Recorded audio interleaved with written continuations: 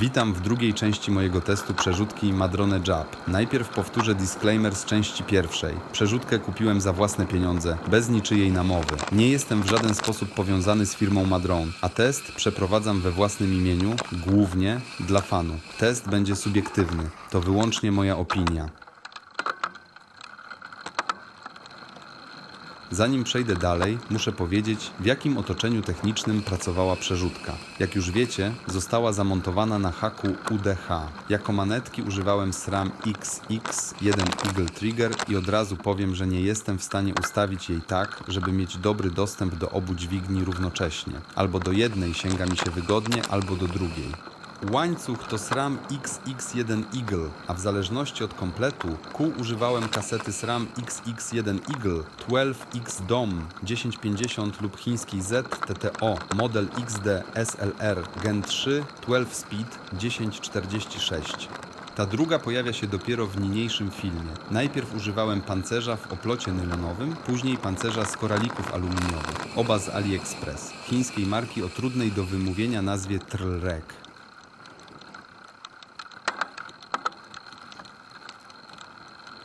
Przejdę teraz do oceny przerzutek i porównania Jaba z XTR i XX1.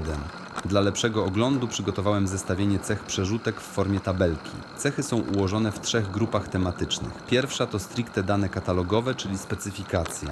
Nie podlegają one bezpośredniej ocenie. Druga grupa to ocena osiągów technicznych, a trzecia opisuje, jak przerzutki są odbierane przez klienta, czyli mnie. Grupa druga i trzecia, czyli Tech Style i Lifestyle, zawierają po 5 cech i one podlegają już ocenie. Przyjąłem 10-stopniową skalę, gdzie 1 oznacza najniższą ocenę, a 10 maksymalną. Przy 10 cechach maksymalnie możliwa liczba punktów wynosi zatem 100. Poza konkurencją, jedynie w celach porównawczych zamieściłem jeszcze elektronicznego SRAMa XX1. Przede wszystkim dlatego, że jego też przetestowałem, oraz przerzutki Vivo i Ingrid. Te dwie ostatnie bez pełnych danych, bo ich po prostu nie posiadam.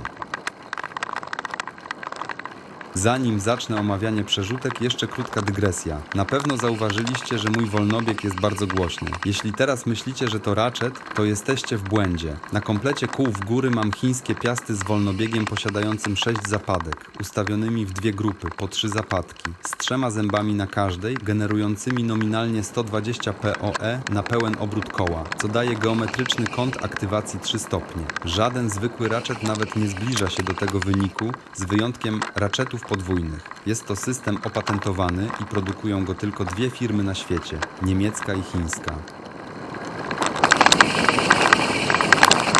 I jeszcze jedno. W filmie będę pokazywać pracę przerzutki w terenie oraz równocześnie ujęcia z trasy z drugiej kamerki.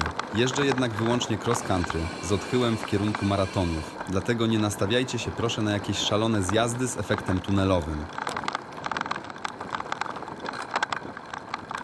Zaczynamy zatem od twardych faktów i pierwszej cechy, czyli ceny. Od razu zaznaczam, że są to ceny katalogowe, a nie z internetowych dyskontów. Czy Jab jest drogi? W wartościach bezwzględnych? Tak. Trzeba jednak pamiętać, że jest wykonany CNC, podczas gdy jego dwaj konkurenci wytwarzają swoje przerzutki głównie z tłoczonej blachy aluminiowej, a taki sposób produkcji przy masowej skali prawie zawsze będzie tańszy. Zwróćcie też uwagę, że mimo tego Jab jest tańszy od XX1 w sugerowanej cenie detalicznej. Uwzględniając sposób wykonania, moim zdaniem cena Jaba jest korzystna, szczególnie jeśli porównamy ją na przykład do ceny Ingrid. Druga cecha, czyli waga, to pięta achillesowa Jaba. Według Madrone zależało im przede wszystkim na stworzeniu odpornej, wytrzymałej i doskonale działającej przerzutki, a waga była cechą drugorzędną. Jeśli porównać wagę Jaba z topowymi przerzutkami Shimano i SRAM, to jest oczywiście sporo cięższy, względem XTR-a aż o 34%, czyli dość dużo. Jednak Jab jest prawie w całości frezowany CNC, a tamte wykorzystują kombinację elementów kutych, tłoczonych oraz obrabianych CNC.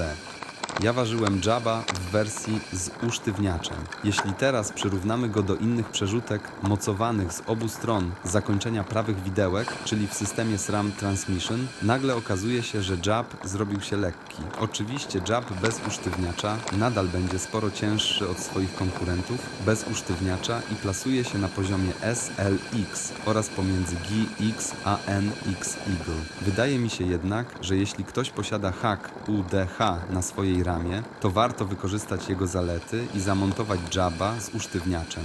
Wtedy porównanie do przerzutek Transmission jest jak najbardziej uzasadnione.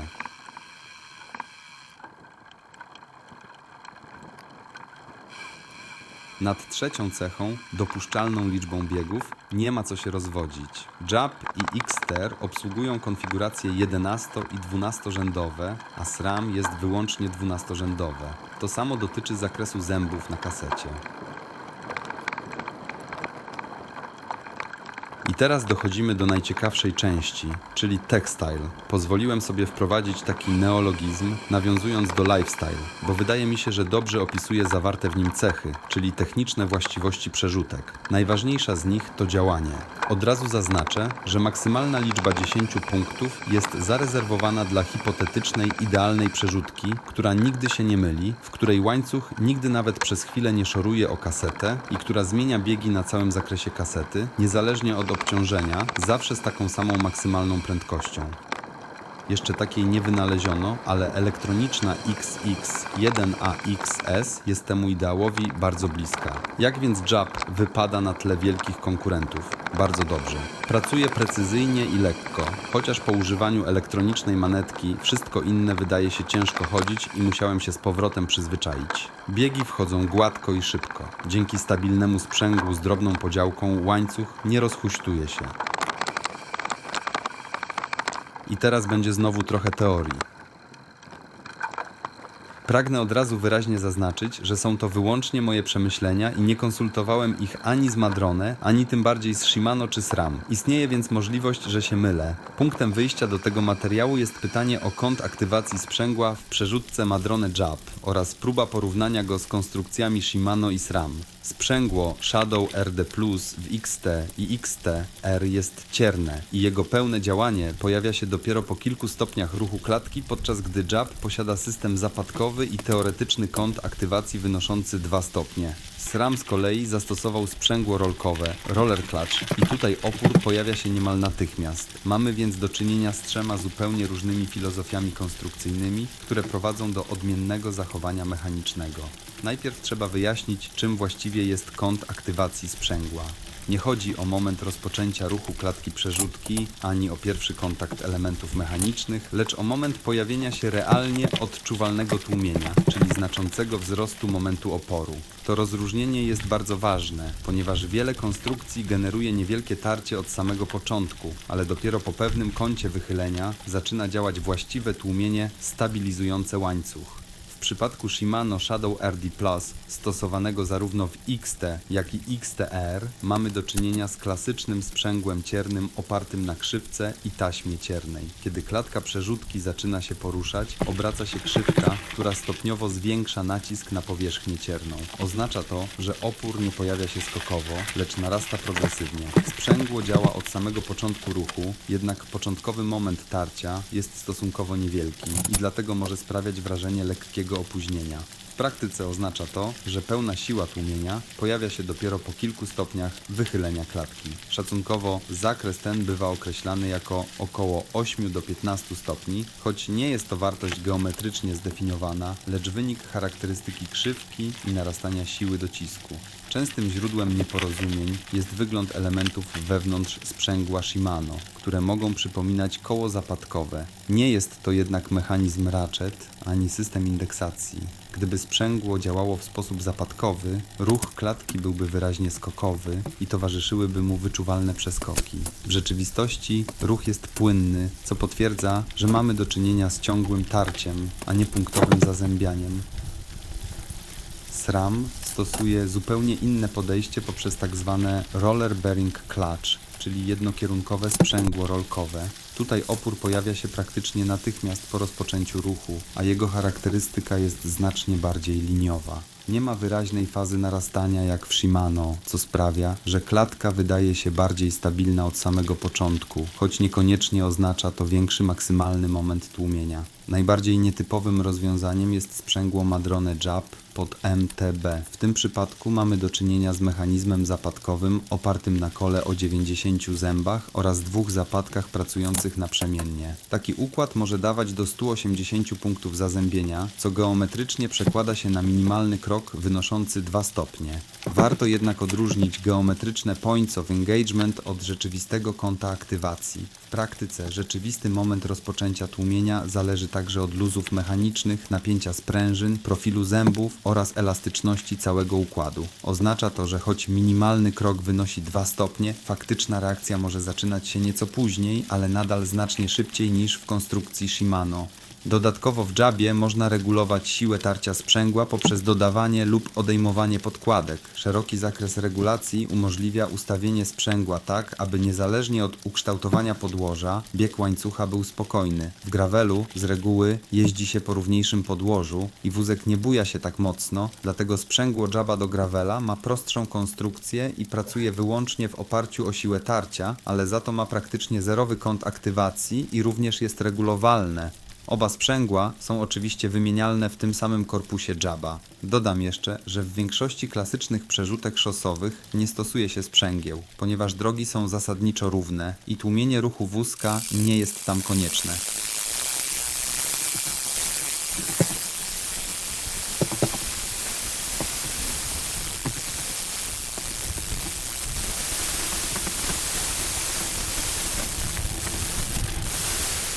Jeżeli spróbujemy porównać charakterystykę działania wszystkich trzech systemów w uproszczony sposób, Shimano można opisać jako system progresywny, w którym opór narasta wraz z wychyleniem. SRAM reprezentuje podejście bardziej liniowe, gdzie opór pojawia się natychmiast i zmienia się w sposób przewidywalny. Madrone Jab natomiast przypomina hybrydę systemu zapadkowego i tłumika, gdzie bardzo szybkie zazębienie powoduje niemal natychmiastowe przejście do fazy stabilizacji. Na schematycznym wykresie zależności oporu od kąta wychylenia Shimano byłoby reprezentowane przez krzywą rosnącą progresywnie, SRAM przez linię bardziej prostą, a Madrone przez krzywą o bardzo szybkim początkowym wzroście. Te różnice wynikają bezpośrednio z filozofii projektowych i nie są przypadkowe. Shimano idzie w kierunku płynności zmiany biegów i niskiego oporu manetki, SRAM stawia na natychmiastową stabilizację, natomiast Madrone eksploruje podejście bliższe mechanizmom wysokiego PoE znanym z bębenków Piast.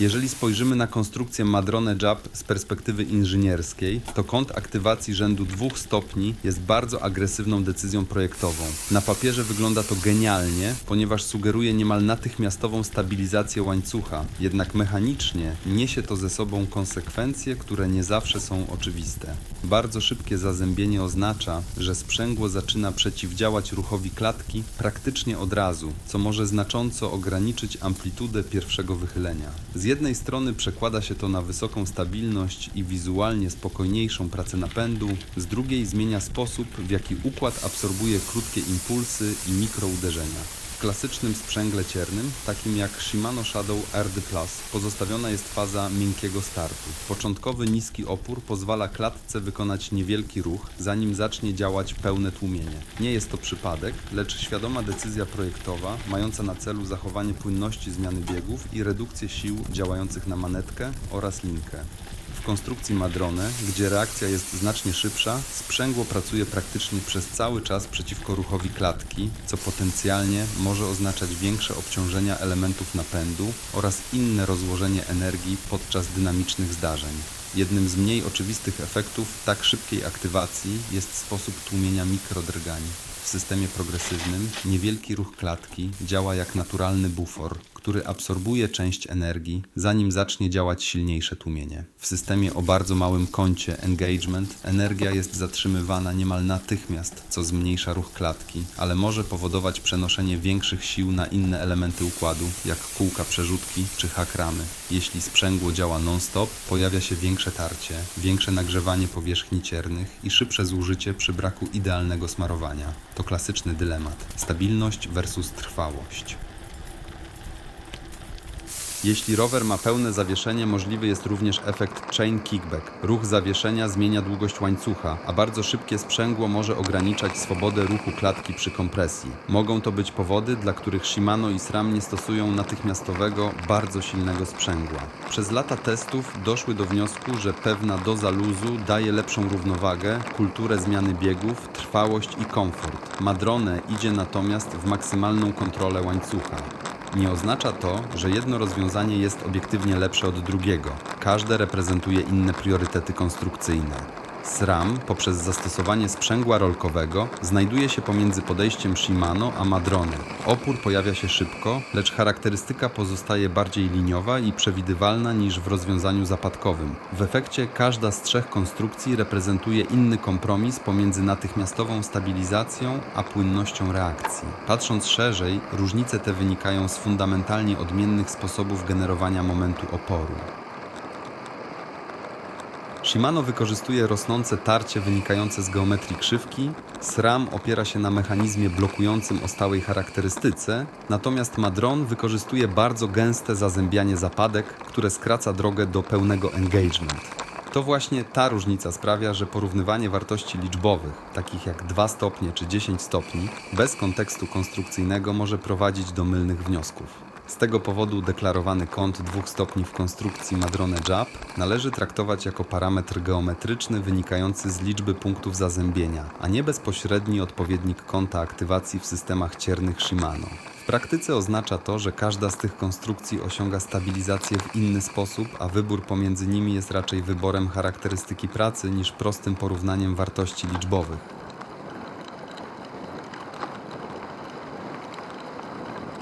Wracając do realu i faktycznych odczuć podczas jazdy, jeśli mam się już bardzo czepiać, zauważyłem minimalne różnice w prędkości zmiany biegów w Jabie. Czasami bieg wchodzi o ułamek sekundy za późno, a czasami o ułamek sekundy za wcześnie. O ile nie zmieniam kilku biegów naraz, to przy wrzucaniu lżejszego biegu staram się robić to zawsze w takim momencie fazy obrotu korb, aby po pełnym wskoczeniu łańcucha na następną zębatkę prawa korba była mniej więcej równoległa do ziemi i skierowana do przodu. Natomiast przy zrzucaniu na cięższy bieg po pełnym wskoczeniu łańcucha na następną zębatkę lewa korba jest mniej więcej równoległa do ziemi i skierowana do przodu. Robię to całkowicie automatycznie i nie mam pojęcia, czy to ma jakiekolwiek znaczenie oraz jak inni zmieniają biegi i czy w ogóle zwracają na to uwagę, ale u mnie wygląda to właśnie tak. Jeśli więc na przykład przy wrzucaniu na większą zębatkę bieg wchodzi minimalnie za wcześnie, prawa korba znajduje się jeszcze mniej więcej na pozycji godziny 1 do 2 zamiast 3 do 4, a jeśli za późno, bliżej godziny 4 do 5. Jab jest dość głośny, zarówno jeśli chodzi o pracę sprzęgła, jak i samą zmianę biegów, ponieważ wiele jego elementów to cienkie płyty frezowane z aluminium. Całość może działać jak rezonator i wzmacniać dźwięk. Mnie to nie przeszkadza. Pod tym względem wolę nawet podobnie głośną pracę przerzutek SRAM z wyraźnym klak przy każdej zmianie biegów od bardzo cichej pracy Shimano, gdzie w trudnym terenie trzeba się czasami zastanawiać, czy bieg już wszedł, czy jeszcze nie. Chociaż to w dużej mierze zależy oczywiście także od łańcucha i kasety, jednak mam tu na myśli ogólnie system Shimano lub SRAM. Wymienionych w tabelce przerzutek Shimano i SRAM nie używałem, dlatego musiałem opierać się na cudzych relacjach z ich działania, głównie YouTube. To oczywiście najwyższa światowa jakość i obie marki wyznaczają obecnie standardy w MTB. Uwzględniając moje powyższe uwagi, oceniam Jaba o pół punktu niżej niż Shimano i SRAM. Następnie wszechstronność. Jab w założeniu miał być modularną przerzutką i w tej konkurencji może w pełni wykorzystać swój potencjał. Tę samą przerzutkę można stosować zarówno do MTB, jak i gravela, wymieniając ewentualnie tylko sprzęgło i wózek. Jak już mówiłem w pierwszym filmie, obsługa różnych standardów kaset Shimano lub SRAM odbywa się poprzez wymianę płytki CAM odpowiedzialnej za geometrię ruchu przerzutki, co pozwala dostosować jej pracę do konkretnej kasety, choć każda konfiguracja może mieć nieco inną charakterystykę działania. Można wybierać między 11 i 12 biegami. Aktualnie dostępnych jest 13 różnych wersji CAMa. Myślę, że gdyby ktoś bardzo się uparł, Madrone wydrukowałoby CAMa nawet pod 8 biegów. Madrone nie podaje oficjalnych ograniczeń dotyczących ilości zębów na kasecie, więc dopuszczalny zakres to od 10 zębów dla najmniejszej zębatki oraz od 46 do 52 dla największej.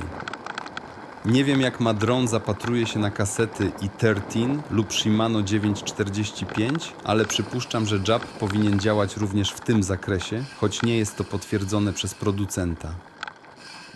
W tabelce zaznaczyłem, że moja wersja przerzutki nie jest kompatybilna z systemem SRAM Transmission.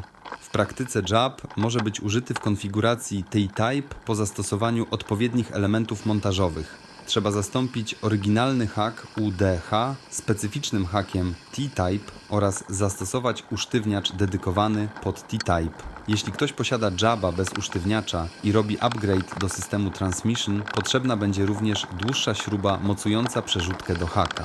Wszystko to wynika z przesunięcia kaset T-Type o kilka milimetrów na zewnątrz. Shimano w kategorii wszechstronność otrzymało jedynie 2 punkty, głównie z powodu oficjalnego dopuszczenia do stosowania jedynie z kasetami serii C, S-M 9100, a z nich dostępne są raptem 2 modele 1045 i 1051 zębów. Oczywiście XTR będzie działać także z innymi kasetami, ale skoro Shimano samo wprowadziło takie zastrzeżenia, trzeba to uwzględnić w ewaluacji. Przerzutka XX1 nie posiada takich ograniczeń, jednak niższa ocena wynika z faktu, że można ją stosować wyłącznie z kasetami standardu SRAM. Przechodzimy do łatwości regulacji. O tym już mówiłem pod koniec pierwszego filmu. Regulacja Jaba zajęła mi sporo czasu. Nie dlatego, że jest szczególnie skomplikowana, bo tak jak w innych przerzutkach mamy 3 śruby regulacyjne plus naciąg linki. Jab wymaga po prostu bardzo precyzyjnego ustawienia, żeby działał idealnie. W tej kategorii dla SRAM i Shimano musiałem ponownie opierać się na cudzych doświadczeniach. Zwróćcie uwagę na notę wystawioną przeze mnie elektronicznej przerzutce XX1 Eagle AXS. Reguluje się ją poprzez aplikację na smartfona, co ma swoje zalety, bo nie trzeba kupować dodatkowego urządzenia. Ale to, co dla jednych jest plusem, dla innych może być minusem.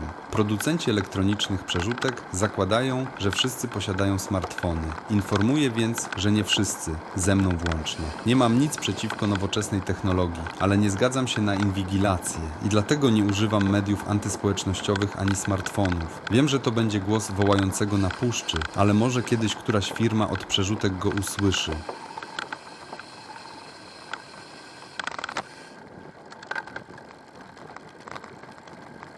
Kolejną cechą jest serwisowalność i tutaj Jab znowu bryluje. Jest całkowicie rozbieralny na podstawowe części i każdą z nich można kupić osobno w Madrone. Może poza sprzęgłem, które wymaga niemal zegarmistrzowskiej precyzji, sam demontaż i montaż całej przerzutki jest stosunkowo prosty i powinien sobie z nim poradzić każdy mający podstawowe pojęcie techniczne. Dla opornych Madrone oferuje usługi serwisowe, choć to raczej opcja dla osób mieszkających w USA. W tej konkurencji Shimano i SRAM wypadają blado w porównaniu do Jaba. Przerzutki Shimano są nitowane, co utrudnia ich rozebranie. U SRAM pantograf pracuje przynajmniej na trzpieniach zabezpieczonych pierścieniami Segera. Oba giganty oferują jako części zamienne wózek z kółkami oraz sprzęgło. I na tym koniec. Otrzymały tak niską ocenę, ponieważ w tabelce noty za serwisowalność dotyczą wyłącznie oryginalnych części.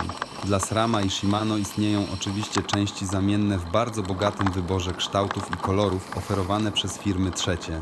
Jeśli ktoś się nie liczy z pieniędzmi, może na przykład skorzystać z oferty niemieckiej firmy Hop Carbon Parts i wymienić w przerzutce XTR lub XXSL Eagle Transmission prawie wszystkie części na karbonowe. Koszt takiej operacji dla XXSL Eagle Transmission to około 8000 zł, a w przypadku mechanicznego XTR-a można zbić wagę do około 190 gram.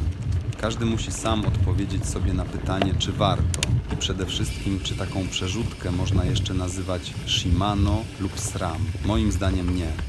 Ostatnią cechą w kategorii Textile jest wsparcie techniczne. Na stronie Madrone pokazane są wszystkie części zamienne oraz dokładnie opisany demontaż i montaż całej przerzutki. Nic dodać, nic ująć. SRAM i Shimano również oferują obszerną dokumentację techniczną, ale w przypadku Shimano jest ona wyświetlana w mało przejrzysty sposób, dlatego odejmuję mu 2 punkty.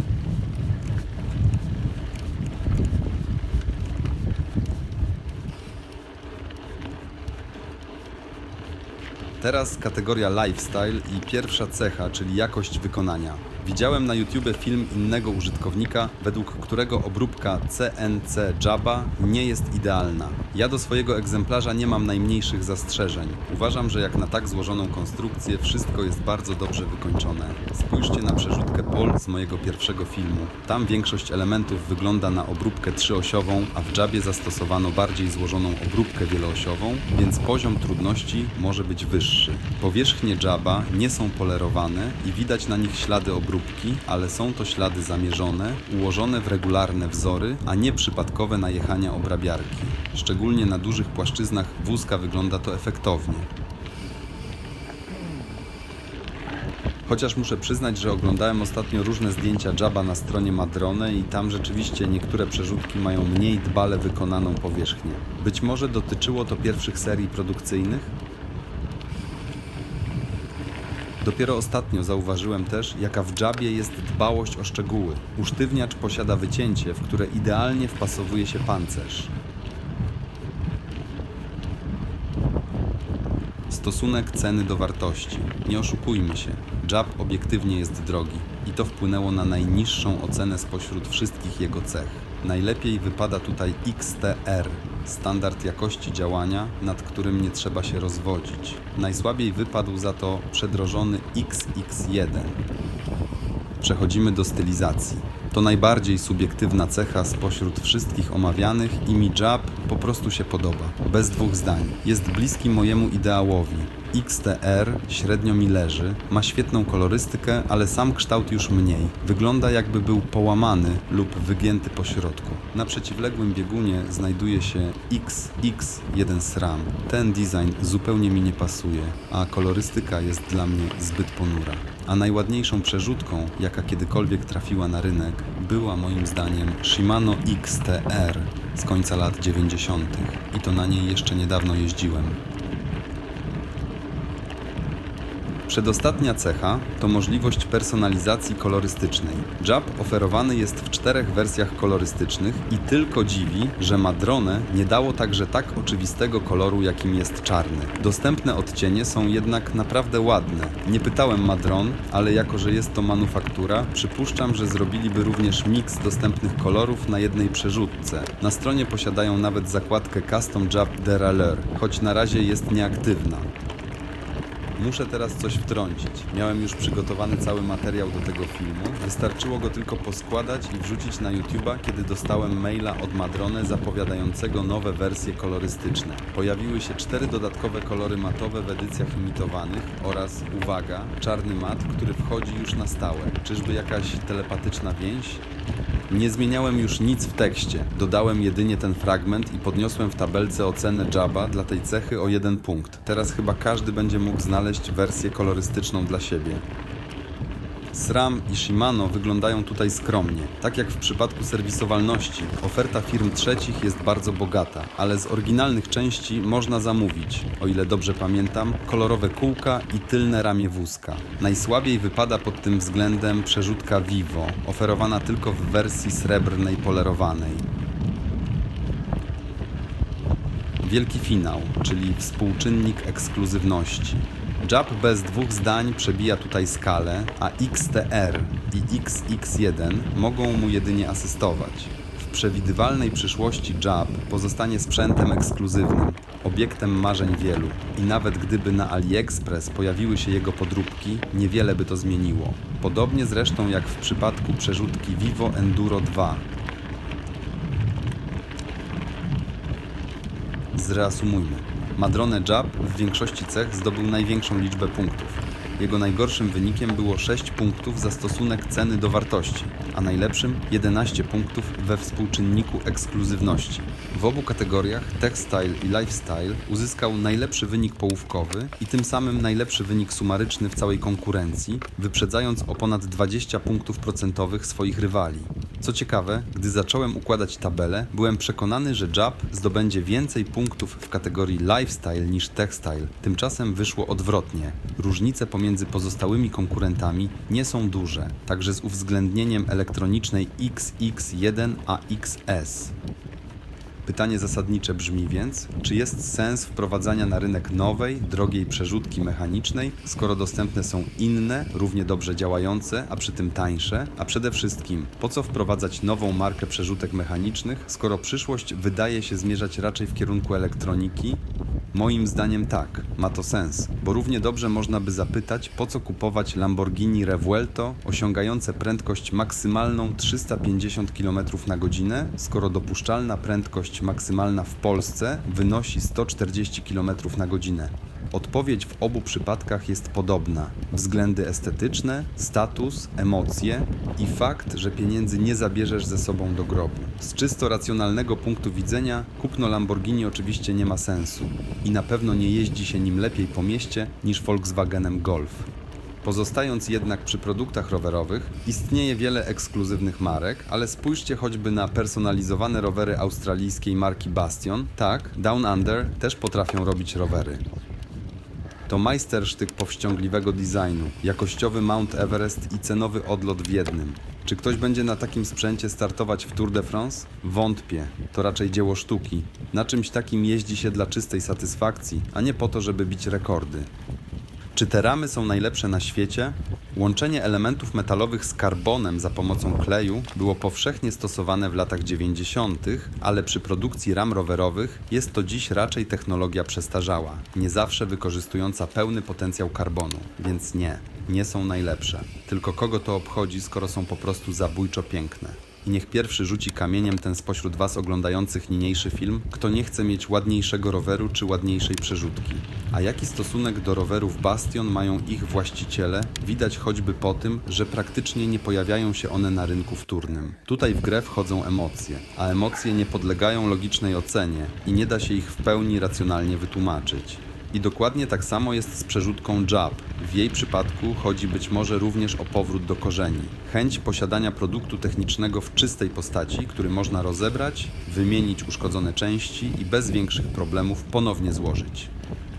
U mnie doszedł jeszcze jeden powód. Oprócz tego, że Jab jest totalnie w moim guście, co wspominałem już na początku pierwszego filmu, pozwolił mi też prawie w 100% dopasować kolorystykę. Przerzutka, piasty i hamulce wyglądają jak z jednej grupy osprzętowej. Pedały trochę mniej, ale od biedy mogą być. Na koniec, żeby nie przesłodzić, czy zmieniłbym coś w Jabie i czy coś mi w nim przeszkadza? Tak. Jako limit screws zastosowałbym śruby bez łba. Wyglądałoby to znacznie bardziej elegancko, nawet kosztem nieco większej wagi, bo takie śruby musiałyby mieć większą średnicę. Również B-screw prezentowałaby się lepiej bez nakrętki kontrującej. Lekko przeszkadza mi też zastosowana średnica śrub do kółek. Standardem w prawie wszystkich przerzutkach są śruby M5, natomiast w Jabie zastosowano M4 i taki rozmiar mają również otwory kółek. Oznacza to, że kompatybilność z aftermarketowymi kółkami może być ograniczona.